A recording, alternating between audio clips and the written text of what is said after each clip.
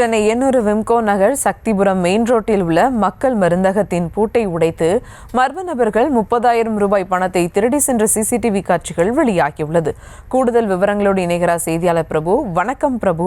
பணத்தை திருடி சென்றவர்கள் யாரென்னு தெரிய வந்ததா? விவரங்கள். சுபா, வணக்கம். சென்னை திருவொற்றியூர் விம்கோ நகரில் மக்கள் மருந்தகத்தினுடைய பூட்டை உடைத்து பணமானது திருடப்பட்டிருக்கிறது. இருசக்கர வாகனத்தில் வந்த மர்ம நபர்கள் திருடி செல்லக்கூடிய சிசிடிவி காட்சிகளானது வெளியாகி இருக்கிறது. எண்ணூர் விம்கோ நகர் சக்திபுரம் மெயின் ரோட்டில் உள்ள மக்கள் மருந்தகத்தில் தான் இந்த சம்பவமானது நடைபெற்றிருக்கிறது. பூட்டை உடைத்து 30,000 ரூபாய் வரை திருடி சென்றிருப்பதாக தெரிய வருகிறது. வழக்கம் போல் நேற்று இரவு இந்த மருந்தகத்தை நடத்தும் உரிமையாளர் வியாபாரத்தை முடித்துவிட்டு மருந்தகத்தை மூடிவிட்டு சென்றிருக்கிறார். நேற்று நள்ளிரவு 2:30 மணி அளவில் யாரும் இல்லாத நேரத்தை பயன்படுத்தி மக்கள் மருந்தகத்தை உடைத்து இந்த பணமானது திருடப்பட்டிருக்கிறது.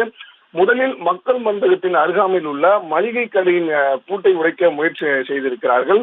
அதை உடைக்க முடியாத காரணத்தினால் அருகாமையில் இருக்கக்கூடிய இந்த மக்கள் மருந்தகத்தை உடைத்து பணத்தை திருடியிருக்கிறார்கள்.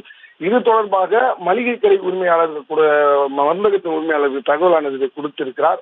அதன் அடிப்படையில் அதன் பிறகு பார்த்த மருந்தகத்தின் உரிமையாளர் 30,000 ரூபாய் வரை காணாமல் போயிருப்பதாக எண்ணூர் போலீசாருக்கு புகாரை அளித்திருக்கிறார். புகாரின் பேரில் போலீசார் வழக்கு பதிவு செய்து இந்த குற்ற சம்பவத்தில் ஈடுபட்டவர்கள் யார் என தொடர்ந்து சிசிடிவி காட்சிகளின் அடிப்படையில் விசாரணை செய்து வருகிறார்கள். சுபா,